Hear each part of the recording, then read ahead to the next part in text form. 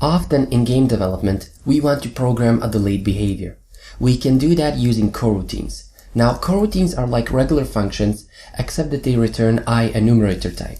So here we can say IEnumerator, and now we can name our coroutine. So for example, let's say delay time, and this is our coroutine. Inside of our coroutine, we need to specify how many seconds we want to wait. We do that with a yield statement. So we can say yield return new wait for seconds, and now we specify how many seconds as a parameter. So let's say for example 2. Now when we call this function or this coroutine, we will wait 2 seconds, and after that we will execute the code that's after this statement. We can also write code before this statement, it will be executed, and after that we will wait 2 seconds and execute the code that's after this statement. So let's say for example debug.log, and here we will say waited 2 seconds. So waited 2 seconds like this. And now in our start method, we can call our coroutine, but we cannot call it as a regular function like this. This will not work.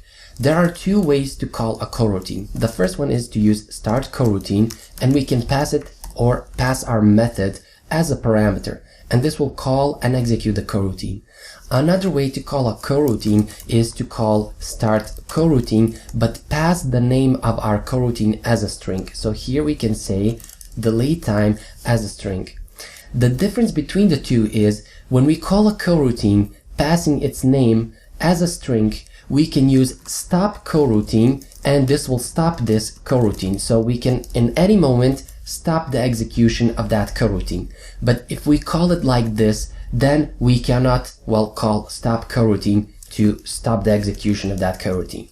Now let us see a coroutine in action. So if I go back here into Unity and I run the program, after 2 seconds, we will see something, or waited 2 seconds, has been printed out in our console.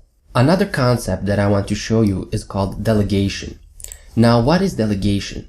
If, for example, we have a task that needs to be executed, and we don't care which class will execute that task, we use delegation. The class that's going to execute the task will subscribe to the event of our delegate. And how does that work? Well, first we will declare a delegate. So let's say public delegate void, and we will name it print. And that's it. We have declared our delegate. And now we will declare an event for this delegate. So we will say public static event, and we will also name it print, same name as our delegate. And now the class, here our second class, we want to subscribe to this method here.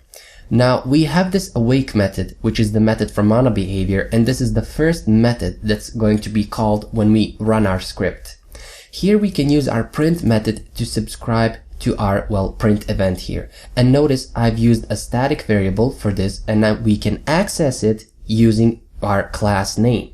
So here we can say variables.print plus equals the print method from our class here. If we want to unsubscribe, we say minus equals, but we want to subscribe to it, and we will say plus equals. Now that we have subscribed to our event, let us call the event and execute the code. So here in our class variables, we will call our print event, and that event will call this print function, which is subscribed to that event, and it will print out in the console handling the event. So if I go back here, I will comment this out, and by the way, this is a comment, and we use double backslash, and now we can write anything that we want. This will not be executed by the compiler. We use comments to document our code. So for example, if we have a float for X position of the player, we can comment that just to remind us for what we want to use it later on.